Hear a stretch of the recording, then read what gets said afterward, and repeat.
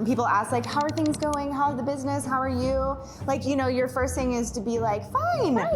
But then we're like, no. We're bad. Bad, things are bad. Lauren and Rachel run the flower design company Sweet Root Village in Alexandria, Virginia. At the beginning of 2020, they were expecting their most successful year yet. It was our 10-year anniversary in business. We were at our highest booking level we had ever been for events, and literally within a week, it was gone.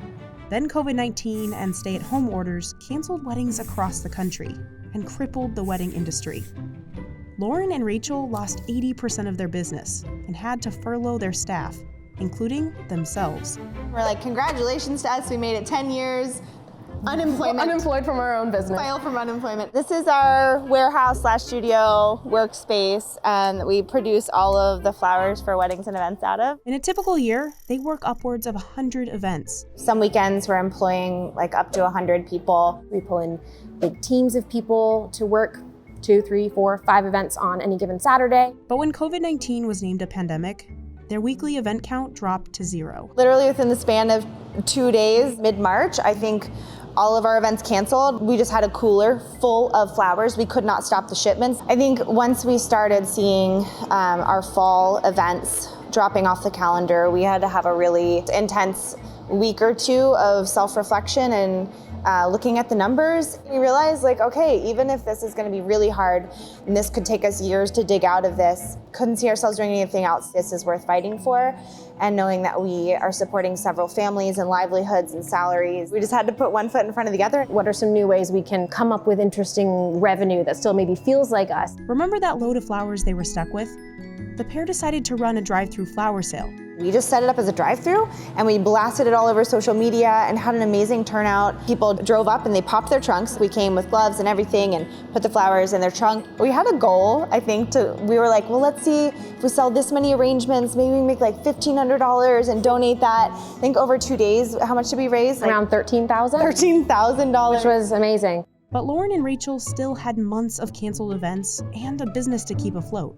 So next, they relaunched their online a la carte shop. Over here, I'm finishing up a centerpiece from our Simply Sweet Root collection, an order placed online to go out as a delivery, and these are all pre-made designs. That's what's fun about our a la carte shop is we're able to experiment, think outside of the box of our typical designs. But not everything they tried worked. The peony sale that we did over the summer, we had some sales, that was great, but not very much. We were like, maybe 50 people will buy a peony bundle. We had like 10. Most recently, they hosted a pop-up farmer's market in Alexandria, complete with a flower installation. These are just all the flowers from our local farm. Here is our Food for Others installation, hoping that people will take pictures, share about Hunger Action Month, and fight to end world hunger. Today we actually chose just to do a plant sale. And so we have lots of plants, various candles, pots people can pair with. Local artists, ceramicists, bakers, and fellow florists also sold their products from socially distant booths. We invited pretty much just everyone we know. It's a thing to go to right now when we're not able to go to a lot of places. I got some dried flowers. Something we probably would love to do ordinarily, but have never really had the time for it. Suddenly we have the time for it. We wanted to make it happen. The team has also started hosting floral arrangement classes and making bouquets for micro weddings. Over here, we're working on some centerpieces for a wedding, more classic white and green, but hints of blue and blush. So that's really pretty. Use a mirror so I can kind of see what it looks like to someone viewing.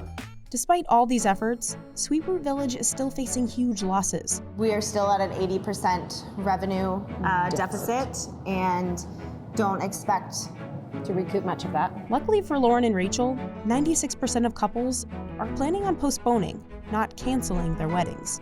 We're hopeful that our spring season can move forward as planned, but we're just kind of taking it one day at a time. We've scaled our business to be the size we are now, stay small to weather the storm. That's my advice. Considering ways that you can foolproof yourself, diversifying is great.